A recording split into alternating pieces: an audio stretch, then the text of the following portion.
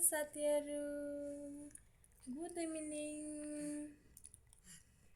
के गर्दै हुनुहुन्छ? हामीहरू चाहिँ बसिरहेको छौँ, मोबाइल हेरेर बसिरहेको छौँ अनि खेलिरहेको पनि छौँ हैन। हेलो साथीहरू, गुड इभिनिङ। के गर्दै हुनुहुन्छ हजुरहरू? म चाहिँ छोरीसँग खेलिरहेछौँ। अब एकछिन पछि फेरि ड्युटी जानुपर्छ। बिहान गएर आएको, बिहान 6:30 बजे उठ्नुपर्छ। 5:30 बजे उठेर अनि 6 बजेतिर जान्छु ड्युटी। अनि फेरि आएर 8 बजे 9 बजे आउँछु रुममा। त्यति बेलासम्म छोरी त सुतेकी हुन्छ नि त। अनि काम गरेर आयो, अनि रुममा आयो, खाना खायो, कपडा धोयो, सब गर्यो। त्यसपछि एकछिन रेस्ट गर्यो, फेरि काममा गयो। त्यति बेलासम्म मेरो छोरो त दिनमा चाहिँ उसको मामासँग खेल्छिन् हैन। अनि बिहान चाहिँ मामासँग खेल्छिन् हैन। अनि फेरि मामा पनि ड्युटी जाने भइहाल्छ। त्यसपछि अनि अहिले चाहिँ उसको ठुली मम्मीले चाहिँ हेर्छिन्छ। अनि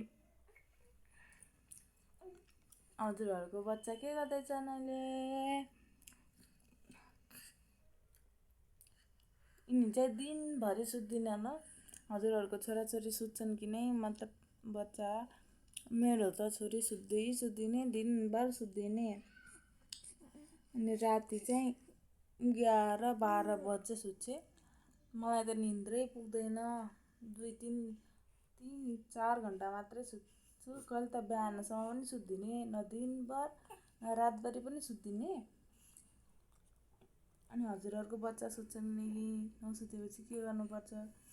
जति खेलाउ जति गर सुत्दा पनि सुत्दिने। यस्तो कोले भएछन् नि यिनी।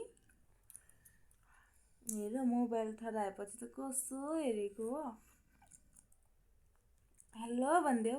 Hello hello hello hello. म चाहिँ फर्स्ट टाइम हो है भिडियो बनाइरहेको, भ्लग बनाइरहेको। कस्तो लाग्छ?